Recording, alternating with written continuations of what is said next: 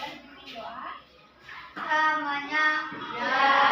Kita doanya mau belajar.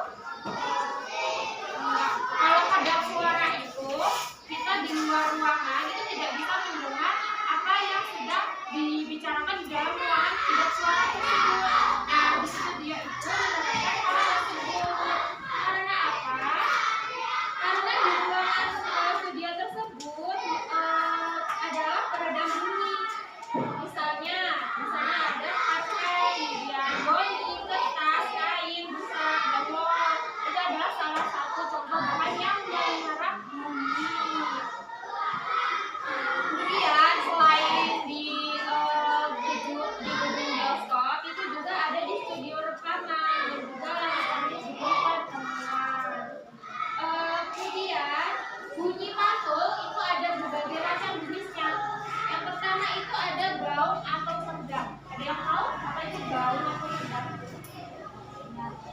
Asal nggak tahu. Nah, jelaskan ya.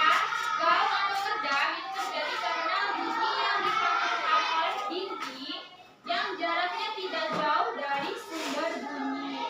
Anak-anak pernah nggak sih teriak di lapangan, kemudian di ruangan? Beda nggak? Suaranya itu beda nggak? Lebih keras yang mana? Yang di dalam atau yang di luar ruangan? Di dalam. Nah, itu terjadi karena adanya gaun atau sedang. Kemudian yang kedua itu adalah gema. Kalau anak-anak di sini ada yang pernah nggak ke goa? Atau tahu apa sih goa? Tahu mungkin ya. Tahu tapi ya kalau goa itu apa ya? Nah, goa itu sering terjadi gema. Gema itu terjadi karena bunyi yang dipantulkan oleh dinding yang jaraknya jauh dari sumber bunyi. Kalau misalkan kita teriak di goa itu, misalkan kita teriak bunda, nanti kan ada suara pantulan, ya nggak? Nah, bunda, terus kemudian ada suara bunda, gitu kan? Ya, itu yang dinamakan gema. Nah, hal itu menyebabkan datangnya bunyi pantul setelah bunyi asli selesai terucapkan. Jadi, bunyi pantul ini terdengar lengkap sesudah bunyi asli. Gema ini nggak cuma terjadi di gua, tapi juga terjadi di lembah-lembah dan bukit-bukit yang jaraknya jauh serta permukaannya keras batasan. Ya, kalau kita berkunjung atau berwisata ke gua itu, kalau kita mau tahu dalamnya seberapa sih gua itu, asalkan jauhnya seberapa, kita tinggal teriak aja. Misalkan kalau kita teriak terus pantulannya itu sangat lama, berarti gua itu sangat dalam atau sangat panjang. Nah, anak-anak, tadi kan Ibu sudah menjelaskan nih tentang berbagai macam jenis bunyi, kemudian benda-benda apa saja sih yang bisa menghasilkan bunyi. Sudah paham tentunya kan? Sudah paham? Sudah. Nah, Ibu sekarang minta kalian untuk membuat kelompok. Kelompoknya itu satu kelompok isinya 2 orang saja. Boleh teman-temannya atau teman di sampingnya boleh.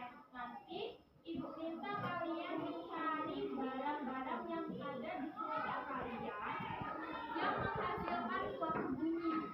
Nggak usah sampai keluar ruangan, cukup di sini aja. Ibu beri contoh, misalkan hidung ini kita pukul, itu kan menghasilkan bunyi. Nah, seperti itu. Satu kelompok itu mencari satu benda saja yang dapat menghasilkan bunyi. Nah, jika sudah, nanti Ibu minta kalian maju ke depan, bersama kita di depan kelas dan di depan kawan-kawan kalian semua.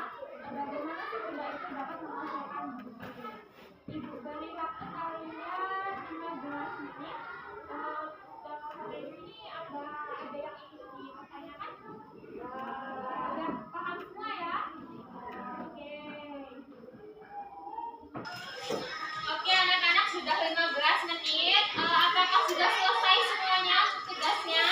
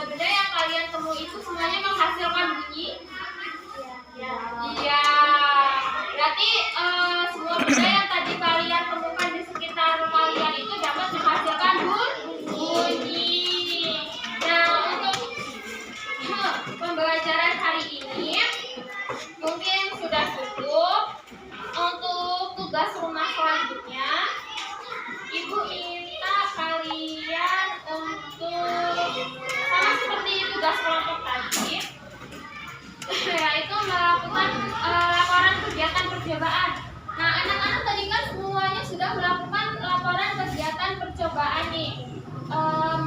Sekarang ibu minta kalian menuliskannya di kertas selembar, kemudian diberi nama seperti ini. Nama percobaannya apa? Misalkan tadi di kelompok 1 melakukan percobaan dengan pena yang dapat menghasilkan bunyi dengan cara ditekan. Nah, nanti kalian tulis di sini. Kemudian tujuan percobaannya apa? Kita melakukan percobaan ini untuk apa sih? Untuk menghasilkan bunyi. Benar. Kemudian alat dan bahan.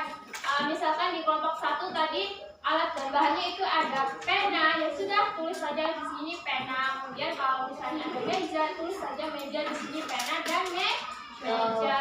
Kemudian langkah kerjanya, bagaimana sih cara kerjanya agar bisa menghasilkan suatu bunyi. Nah, di kelompok 1 tadi kan kita ambil pena, kemudian kita tekan saja